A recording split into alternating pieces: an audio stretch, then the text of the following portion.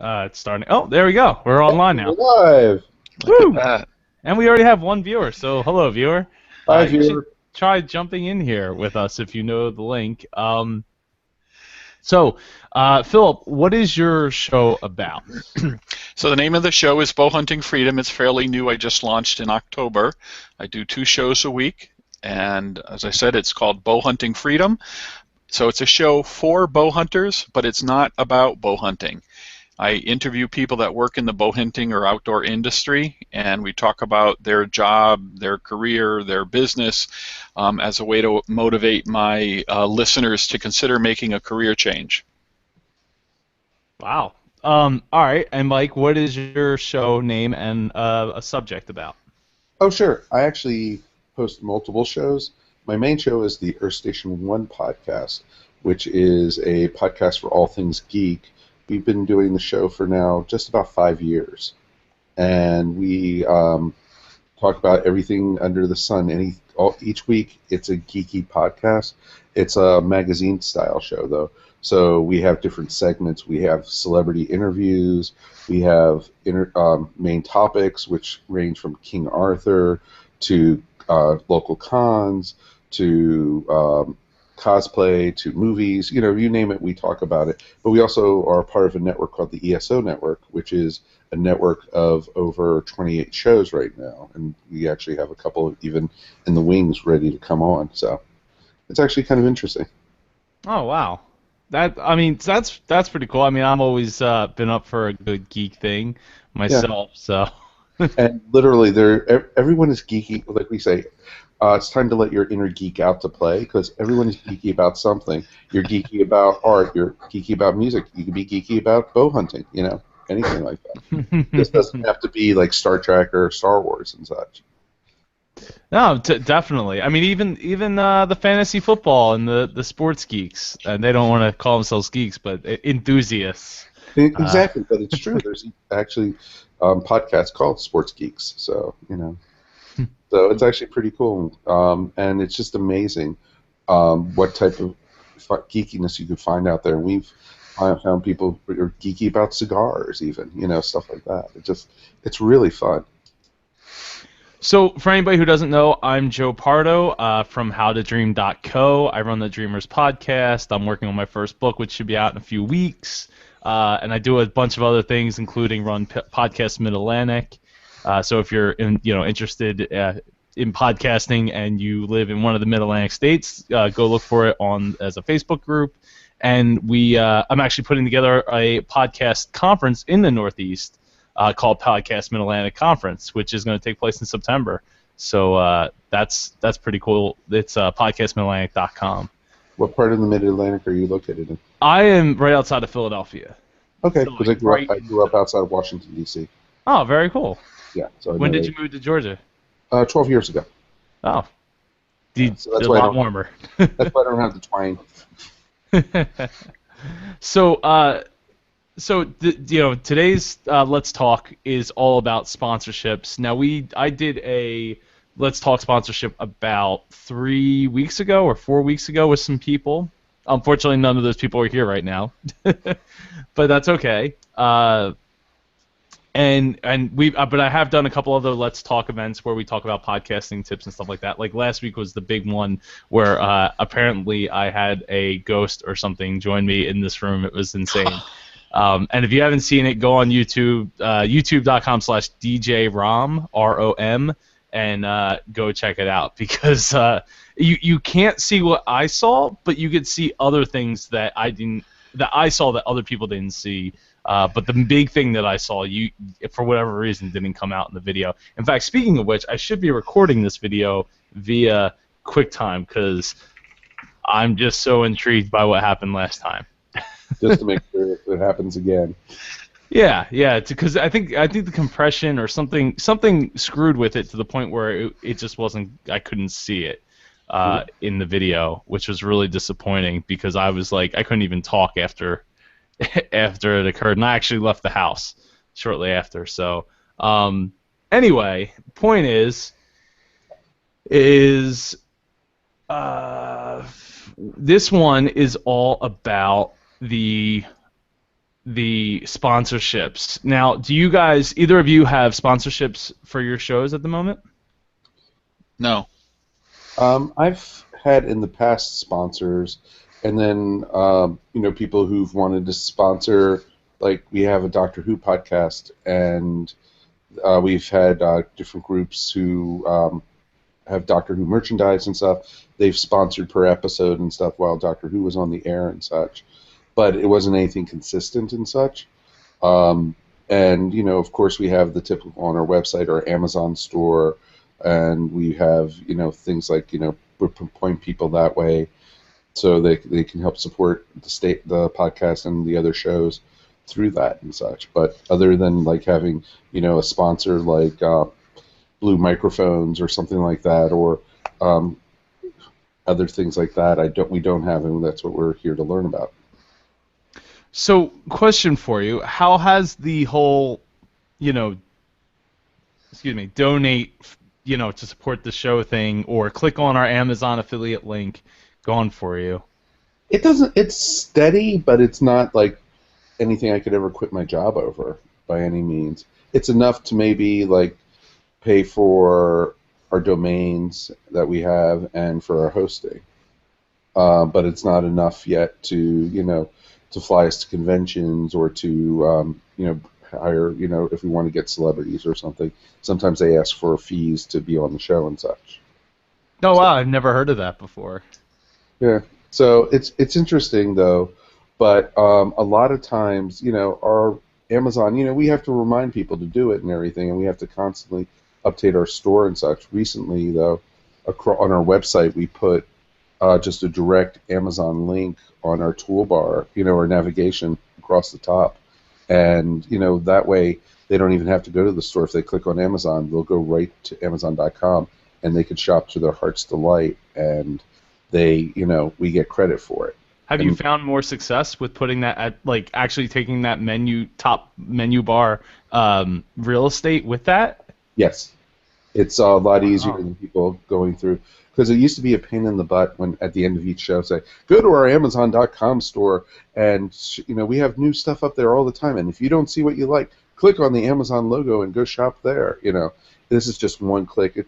In real life, I'm also a user interface person, and the easier the better. I've always found, where if somebody is clicking on a website or something, they'd rather just click right through to where they want to go instead of having to go click to the store, then go to the store, click on the Amazon logo if they don't see what they want, and then have to shop there. It's just like takes out 2 steps out of it, and it goes a lot quicker, and we found the response is a lot easier. No, I mean that's definitely understandable. I don't know that I would have the real estate in my menu bar. I mean, what about you, Philip? Have you done anything with affiliates like Amazon? Well, yeah, I have a affiliate. Whatever. I'm an affiliate of Amazon. Again, I've just started, so I've only recently started talking to my guests about resources that they might offer to they might recommend to my listeners. So up to this point, it's really fairly new, and I haven't gotten any traction or anything from that yet. I mean, I know that I've made a whopping $2.50 the last time I checked for 9 months worth of work. I am actually interested in doing what you've done, Mike, to try to increase that, even though each episode has I try to do music videos from YouTube in each episode at the bottom of the show notes, and above that I would say, hey, in bold, it'll be like, buy, Pink Floyd's The Wall, like whatever song is below it, as the YouTube link, to try to capture some, and I've captured a little bit, but $2.50 isn't even gonna pay for the domain. In all truth, though, you're going to find most of the people who listen to your podcast or watch your podcast if you have a video on, it's a lot of time they're not going to click through. They're just there to do it and, then off on their merry way. You have some loyal people who will do it and click through for it and such, if that makes any sense. So it's it all depends. That's why we remind everyone every week. If you want to help support the show, and go click through the Amazon.com link. It helps, and it took a long time. We would get 30 cents here, 60 cents there per month. Literally, this year's Christmas, and I'm being completely honest with you on this, we made $50 off of Amazon. Woo! So whoa, Don't you have to collect $100 before you can collect anything? If they direct deposit it, it's $20 or above. No, okay. Work. But if you want a physical check, it's $100 or more. So. I'll have to see how mine's set up because I think mine's set up for a physical check. Okay. And it's today nowadays, if it's a company like Amazon, you could trust it. There's certain ones I wouldn't trust. If I had Bubba's Fishing Hole or something sponsoring my show, I wouldn't give them my checking account to deposit. Right. No, I'm gullible, but I'm not that gullible. So, Mike, let's get back to the other side, which is actual sponsorships. You said you've had a couple during the Doctor Who runs. Yes. So, what do you mind talking about the specifics of the deal with that? Oh, for not at all. Who don't know? No, it was basically a company that was Doctor Who merchandise and such, and what they ended up doing was sponsoring us for the whole season while Doctor Who was on the air, because we were recording the Doctor Who podcast weekly at that point, just so we could do our reviews and such. And so that was 13 weeks. And what they did is we worked up a deal, and they approached us. We didn't go looking for them even, which was really interesting, because most of the times if you want sponsorships, you have to get your feet to the concrete, as I like to say. You need to go out there and look for people and talk to them. But the way it worked for us, they approached us, and that some of the people on the show, at their company had been listeners, and they really liked us, and so they wanted to sponsor us for this.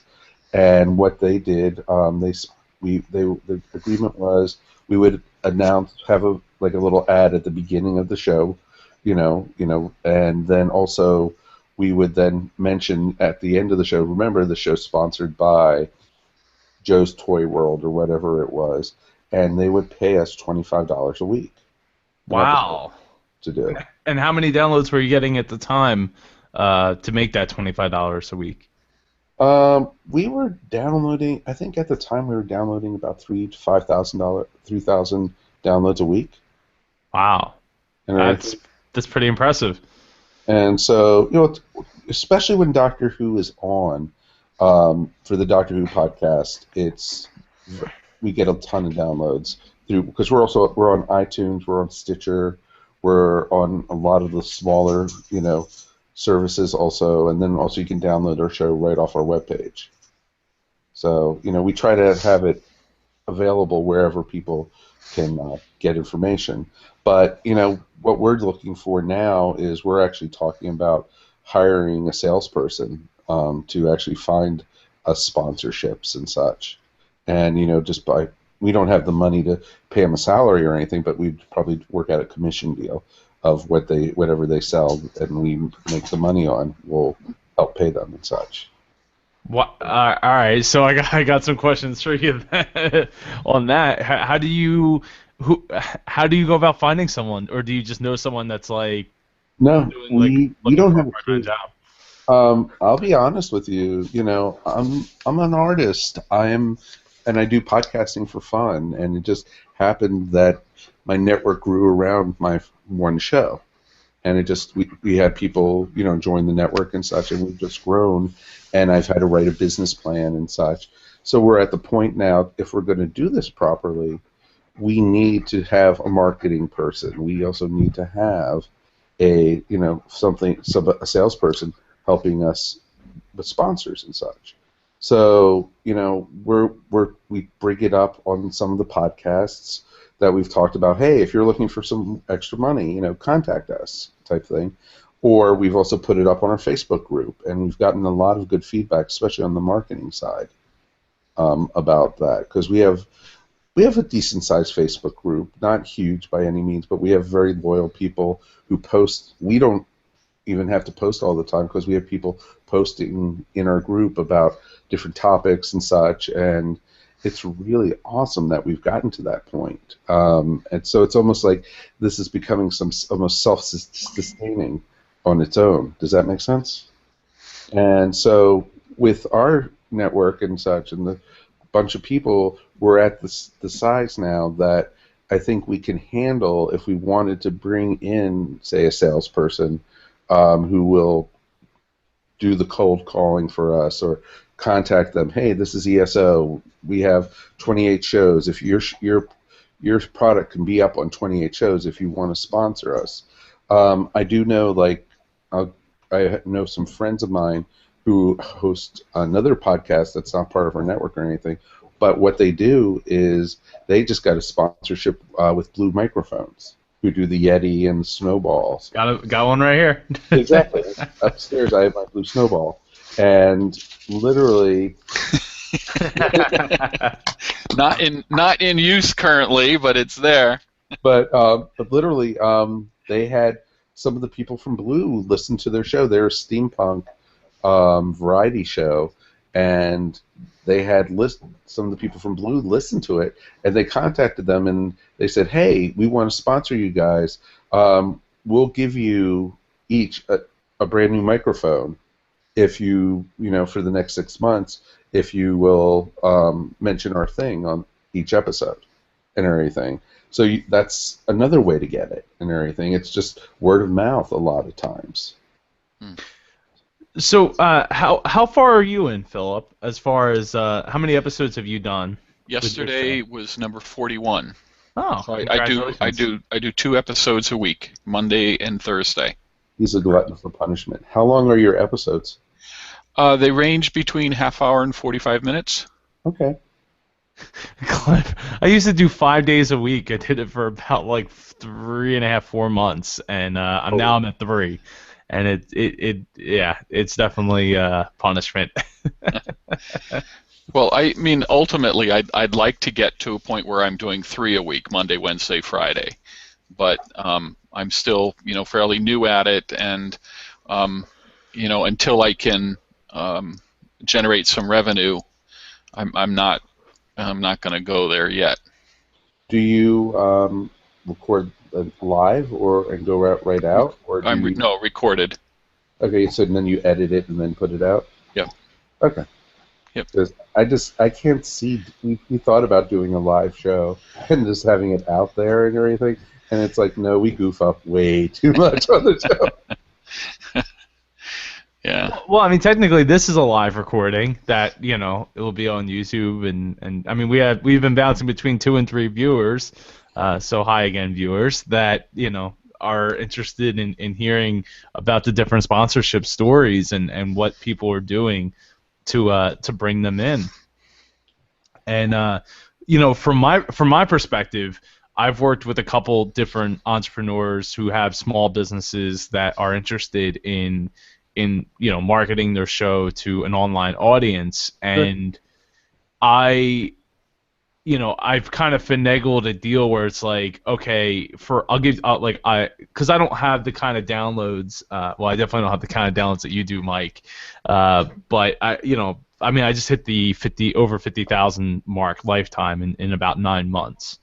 That's pretty good. That's yeah. For carving out my own audience, I'm not piggybacking off of a show or a topic or something to that effect. So I mean, it is a topic. It's dreaming and what people can do to accomplish their dreams. But point being is it's not like I went in and said, oh, mine's a Disney show. I mean, I know I'm rocking the Mickey shirt, but that's a good comment. It's okay. So I was like, okay, well here's the plan. Like, I'll offer you up a banner on my show notes, a banner on my front page. The banner on the show notes will stay forever. The banner on the front page will last 1 month, and I'll do a custom, the sponsorship ad that plays in the front of each episode for the 12 episodes of that month. So it shakes out to be like $8.50 an episode, and these are for people I'm actually actively working with on their businesses. So I don't mind doing it a little bit cheaper. For outside people, I probably would bump it up to about $10 an episode right now, and until I could gauge what my actual power is with the conversion rate. Well, And that's the problem, right? Is conversion. You need to find out the numbers. How many clicks are you getting and such? Because we just actually recently started on our website Google AdSense. And so that's really interesting, seeing how many click-throughs we're getting and such from that.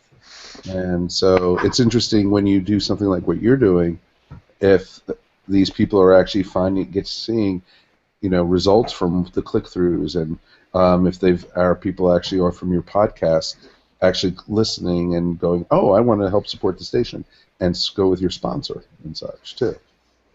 And so I'm sorry, go ahead. Oh no, all I was going to say is because I know like a lot of bigger shows, like the Mark Marons, the Nerdist, stuff like that.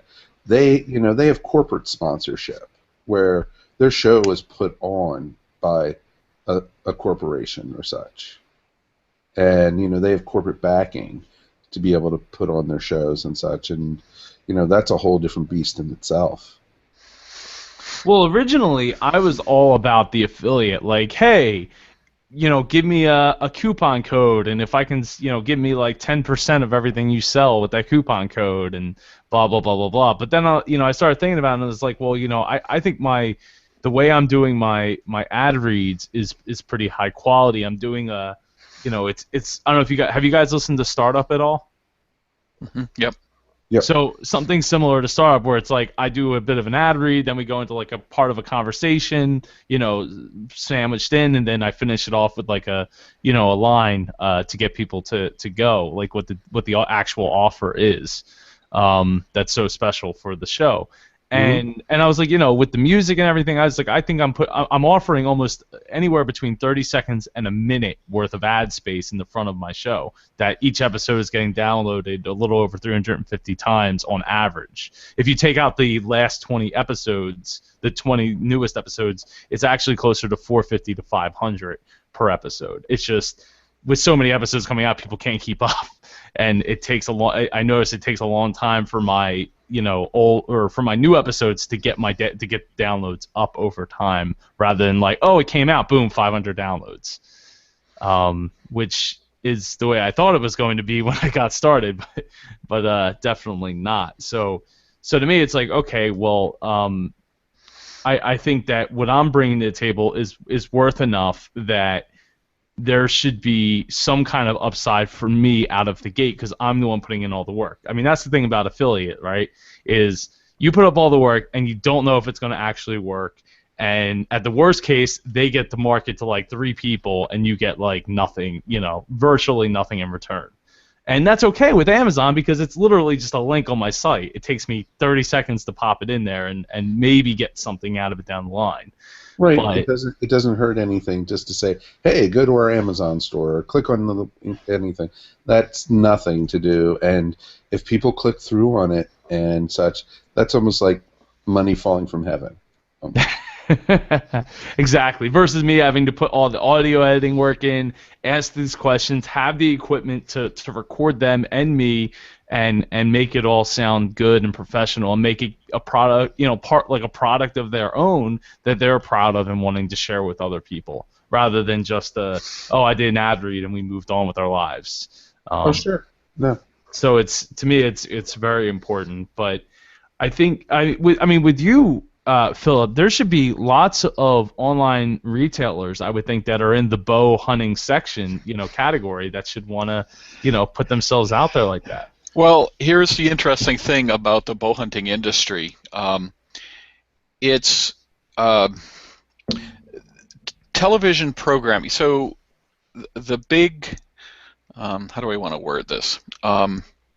many people that enter the bow hunting industry define the bow hunting industry simply as those people involved with a TV show on the Sportsman's Channel or the Outdoor Channel or something, or the Pursuit Channel or whatever. Okay, the television programming and the cost for the programming and the production of outdoor shows like bow hunting shows is borne by the supplier of the content.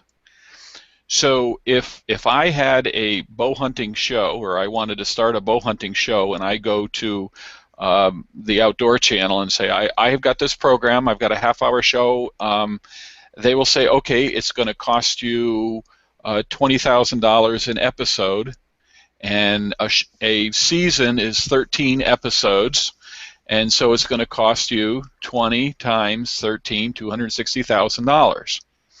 So now what I just spent, okay, before doing anything, was I just bought 13 half-hour time slots for a show. I don't have a camera yet. I don't have any footage. I don't have a video editor. I have nothing other than airtime. So now what I have to do is I need to now go find sponsors, so the bow manufacturers and the arrow manufacturers and the target manufacturers and the camo people and so on and so forth. That industry, there's roughly 360 hunting shows on the air. Wow. Those 360 shows are all competing for the same ad dollars because they're all going after the same sponsors. Is there someplace local, though, that you can go to and such, possibly? Well, perchance there could be local, but I can't see with like a show like mine that there would be much interest on the part of a local retailer to sponsor my show. I mean, I've got an international audience. I've got listeners up at this point, and again, it's fairly new. Sorry.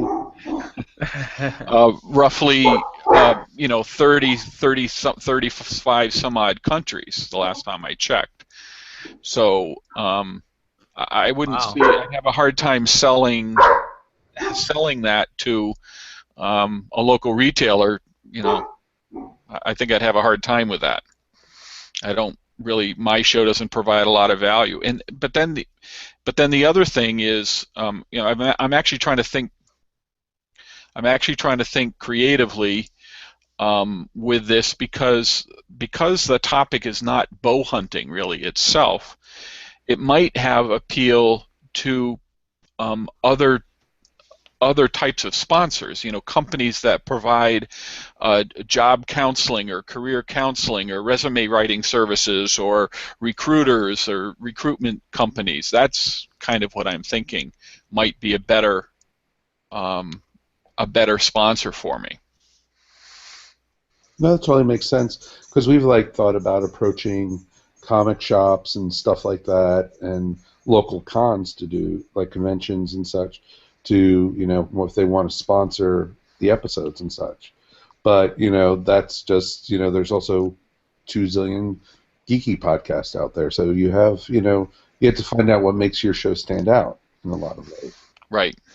And at this point, as far as I mean, there are some bow hunting podcasts right now, and there are obviously shows about job and career kind of stuff. But my show is unique in combining those two things together. No, it totally makes sense. Well, Mike, wait, to your point, I think what makes it stand out differently is you, right? If you can get that relationship with the person, and you're a person they can look, touch, and feel in a non-sexual way, the best. Depends on the podcast too,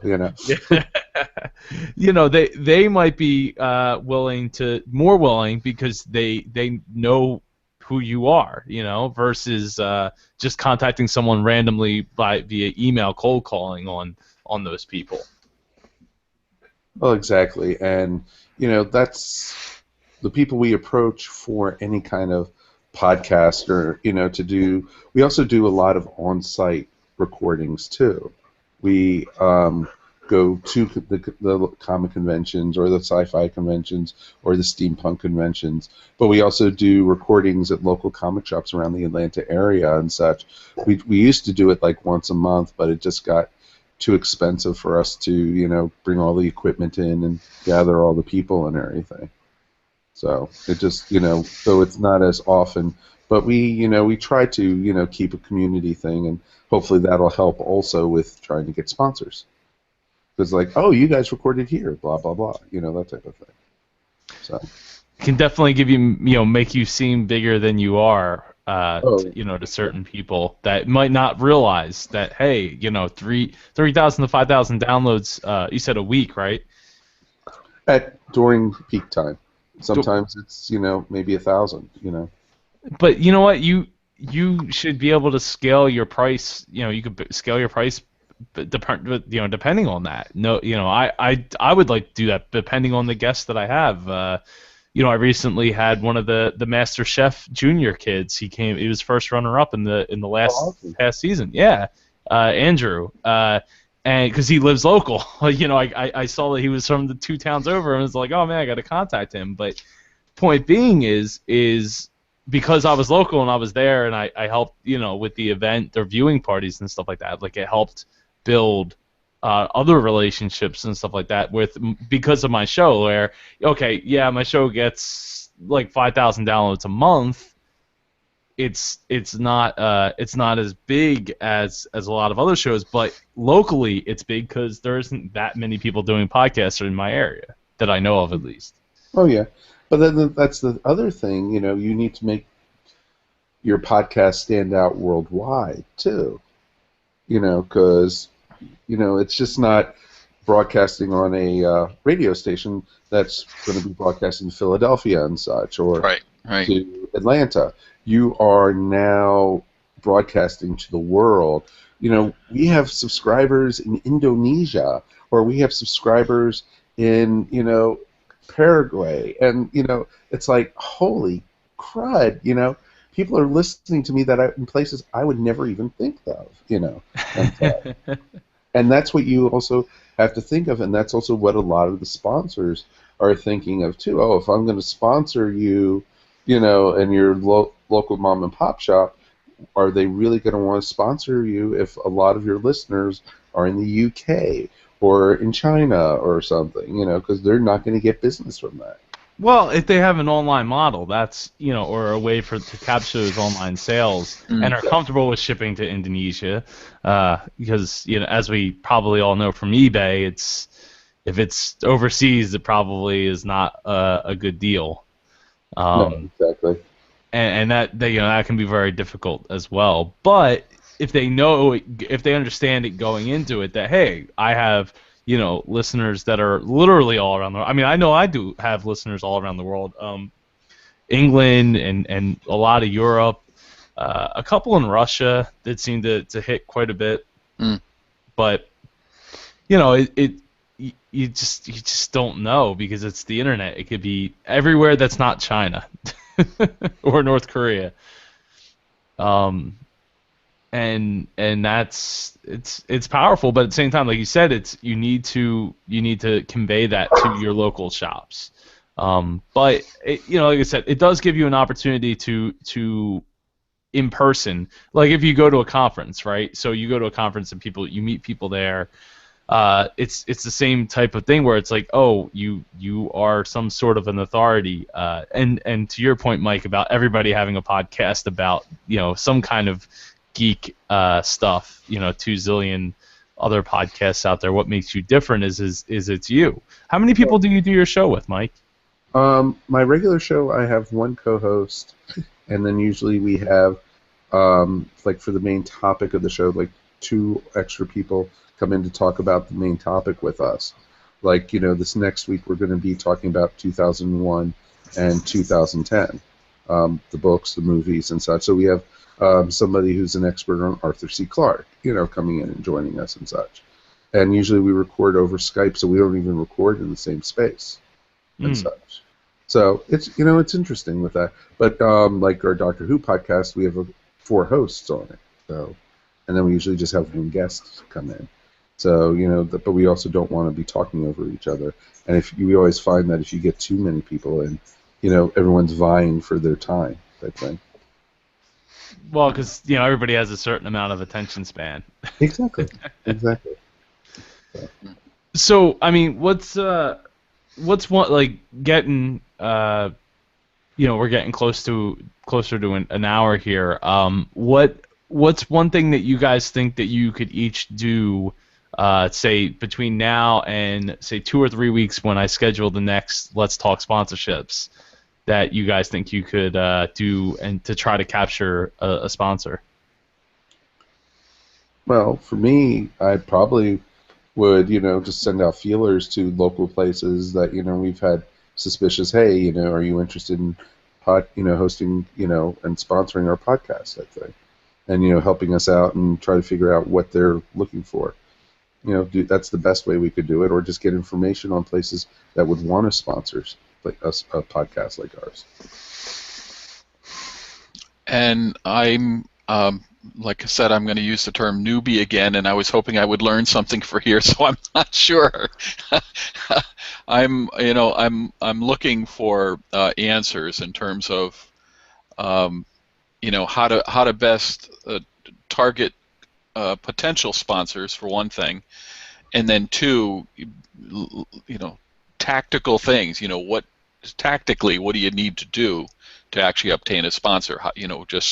I'm a corporate IT guy by trade, and in terms of sales and marketing, this is all new to me. So, how you go through the sales process to sell a podcast is, that's new for many people. I agree. Aren't very many media buyers that are selling podcast time at this point. But give it time. Like I was talking to a friend of mine who's also a fellow podcaster. Podcasting is still in its infancy in reference to everything. And I think it's just now media buyers and big companies are starting to realize the power of podcasting. Right. Right. And 5 years from now, you're not going to even recognize what podcasts are and such. And it's going to become, I hate to say it, I'm not hoping it is, but it's going to become more corporate. And you'll have like little outlets and stuff, people starting up and everything, but they're going to all be bought up and, by big networks and corporations and such. And, everyone, will eventually, and it's like how radio used to be. There used to be a lot of smaller radio stations, more, local community stations and such. You don't see that as much anymore. No, that's true. I mean, even looking now with CBS, CBS's Play.it, it's just a matter of time before they all, jump on board, especially if it works out for CBS. I know that there was one or two that had retracted their podcasting efforts, but if CBS can figure it out, in my opinion, we'll become the pirate radio, and the CBS.play-its of the world will be basically replacing the radio of yesteryear. But to answer your question, Philip, I think finding a sponsor is difficult. I mean, it's been 9 months for me, and I'm still trying to secure down. I was actually just in a conference today with a potential sponsor, and they since we had last talked about 4 weeks ago, they changed their business model, and they no longer had a reason to sponsor me until they get their new business model rolled out, hopefully in another month or so. But I'm working on another another sponsorship where it's an entrepreneur that I'm working with. Something to your strength there, Philip, is since you're not strong on the sales and marketing, and I don't purport to be a super sale. I don't like to be a salesman. It's not my thing. But you have the IT part. So what I would be looking to do if I was you, and I actually am the IT guy myself, but what I'd be looking to do is use that to my advantage, try to get in with somebody who's looking for IT consulting or work? I mean, do you do any side work for your now? Well, I said by training and for most of my 25 plus years of working was in the corporate IT space. But currently, what provides income is I'm a residential home inspector. Oh, okay. Well, But that's that's great. new. That's also new for me. I mean, I just got my license. I just got my license and started doing that last year, 2013. So I'm in my second year. Congratulations. Yeah, Well, congratulations. yeah. If you've heard, the real estate up market is not real great. So first of all, the business climate up here in Connecticut is not the best, or not the easiest to start a new business for one thing, and then with the real estate market not being good, it's been a challenge. So, hence I have free time on my hands, and that's how I can do 2 shows a week. That makes sense now. But that all being said, this is my focus. I mean, this is what I'd like to see longer term. Have you thought about and I just recently went to my first meeting. I had never, which is weird because I've been involved in my family's business forever, up until recently, and I went to my first Chamber of Commerce meeting in my area, and there was like, I don't know, like 60 people there just for one random meeting in February. Have you thought about doing anything like that, and maybe using your IT, to get consulting, and or maybe find somebody that knows somebody that you could, build a relationship where you could get a sponsorship out of that? How do you mean, from a technology consulting standpoint? Well, it gives you a reason to. I mean, outside of just doing the home inspecting, it's another reason to be there. Right, and they're not very expensive. It's like $100 or I don't know. Down here I am per year. So prior to the home inspection, I built websites for small clients and nonprofit organizations here. So That's from what I did too. 2010 through 2013, I was Philip Havens Technology Consulting LLC, and I primarily built websites for people. In 2013, I made the transition from the technology consulting to the home inspection stuff. I just wanted to get out of the website space. It wasn't my wheelhouse, let's say. Even though I have a technology background, that just wasn't something that I wanted to continue with. So, So anyways, the point is, back when I started the technology consulting, I did join a couple. So I'm a member right now of 3 chambers of commerce, and the town I live in is pretty small. So we have it's called a business council. It's not actually a chamber of commerce. But then I'm 2 towns close by. I'm also a member there.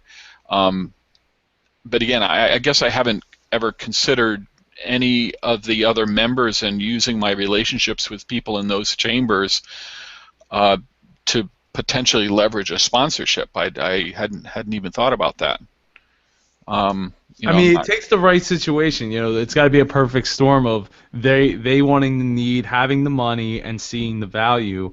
But again, you being there to touch and feel and to have that relationship can really open up that ability where it's like you don't have to be the super hardline salesman. It's just like it's a friendship or a networking relationship that maybe they know somebody that knows somebody that exactly something right, and it gives you that one-on-one feeling where when I went, I was like, wow, it's like I don't remember the last time I went somewhere. It had been a while where I went and didn't know anybody else there, and I could just like soak in and get to meet a bunch of people that are all doing their own. I mean, some of them own businesses, but most of them are practical businesses, right? Cleaning companies, bankers, financial planners, real estate agents. Well, exactly. But they work with people. They know people, right? Because they're not at their house recording podcasts and doing home inspections or building websites where it's just you and the computer. They know people because they're out and they're doing the sales for you. Right. In a roundabout way. Well, you also have to just remember, become your own self-promoter. Carry business cards with you constantly. And, that's the way you talk about your show. and you talk to somebody, and if they bring up like, oh, did you see the new Hobbit movie? Oh, I just happen to be talking about. I talk about that every week. I do a podcast about that and everything. It just all depends, and you just hand out cards constantly, or you just drop them off at a bookstore, or drop them off, at a with your case, a sporting goods shop or something like that. Just constantly, you got to keep it out there and everything. Yeah, I used to own my own web design company also, and then I went back into work for corporate, and when I was working, I would listen to podcasts and say, I can do the same thing also. And that's how I got into podcasting. Yeah. So, it all depends. And, if you would have told me 5 years ago that I'd be owning a network of shows, I would have been like, you're kidding. I just want to do this one show and talk to my friends about it, that type of thing. So that's pretty cool. Yeah, it definitely takes time, Philip, to build, those relationships, and it doesn't happen overnight. I know we all want it to happen overnight, and I know we all are sold on that idea of, oh, if you put out a show, these sponsors are just going to come, groveling to you and just throwing money at you, and that's really not the case. No, and what we always tell people when they want to come join the network and everything is, do it because you love doing what you're doing. You're not going to get rich by doing it. If you make money, it's a plus. But enjoy what you're doing. The time when you start enjoying doing it is when you'll start getting stale, you won't like doing it, and your shows will suffer for it. So just have fun with it, and just continue doing it until, and you'll grow with it. People will notice that. If they hear you're having a good time with it, you will, the audience will notice that also. And then sponsors will come eventually. Yeah. Do you have, is there any other questions that you have, Philip, that maybe we could, answer or fumble through? I guess not specifically. When I heard about this being offered this evening, I just put it on my calendar, basically blocked off the time, and was going to be a lurker. I'm just still learning some. Even though I have a technology background, I'm still learning some things like Google Plus and Google Hangouts and so on and so forth. So I wasn't sure whether I was going to be just watching, or I didn't know that I was going to be on air. No, we still got 2 people watching. You're still with us? Wow. Yeah. We've been bouncing between. It goes up like 1, 2, 3, 4, and then down to 3, and then back to 4, and then down to 2, and then up to 3, and it just keeps bouncing back and forth. I don't know who these people are, but thank you for watching. Hi, Mom. No, I didn't. I learn by listening to other people and reading and researching and so forth. I think I have so many questions that I can't really even articulate any more than what I already have. I'm waiting to get a response from one organization with a potential sponsorship. But it's all new. It's all new to me. So just what the approach is, and do you make phone calls? Do you craft emails and send those out? Do you write letters, send notes, smoke signals?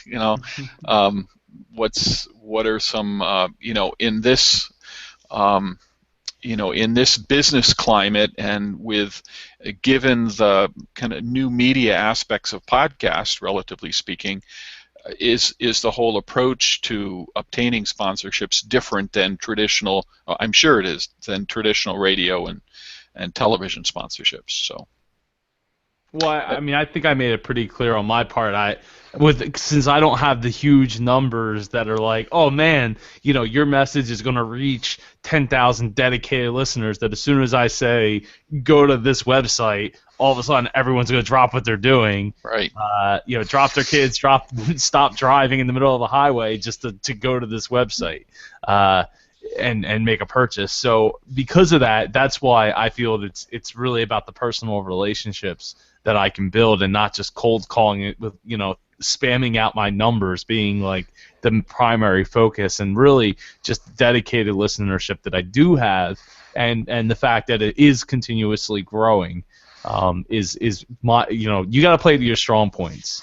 That's a strong point that I have, is the relationships and the dedicated people that I do have. How about for you, Mike? Oh, it's exactly the same way. It's dedication. It's I only have so many hours in the day to be able to do this, and it's I've been doing this for 5 years now, but I'm still learning constantly. Go to groups, talk to other podcasters, go to conventions or go to when they have meetups.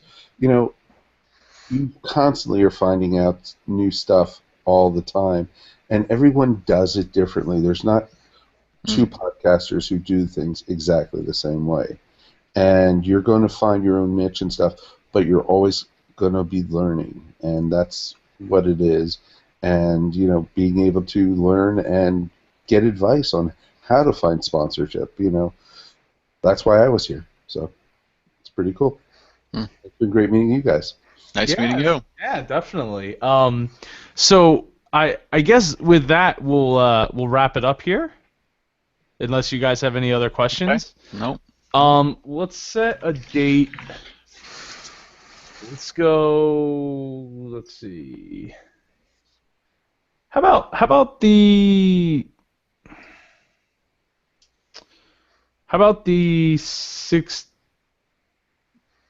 18th of March? It was It's a Wednesday. Wednesday. I know I will be at a trade show out in Springfield, Missouri on that day. Oh, really? Isn't that the home of the first whatchamacallit? Bass Pro Fishing Shop?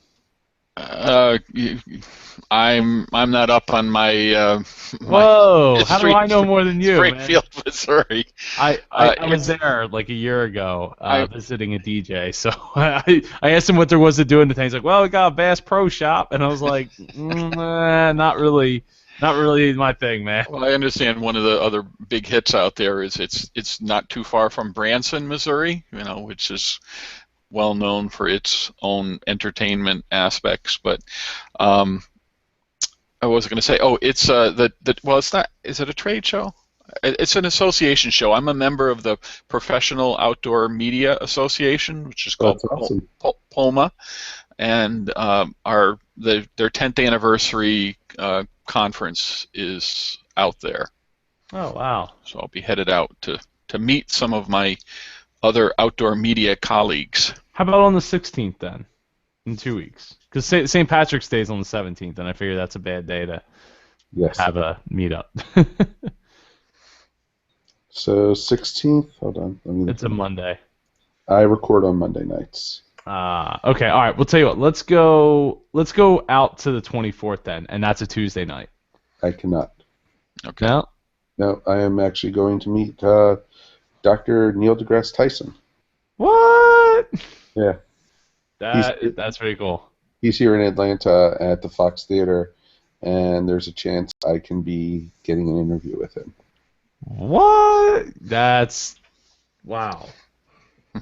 Congratulations! I just at the idea that you would be able to is an accomplishment.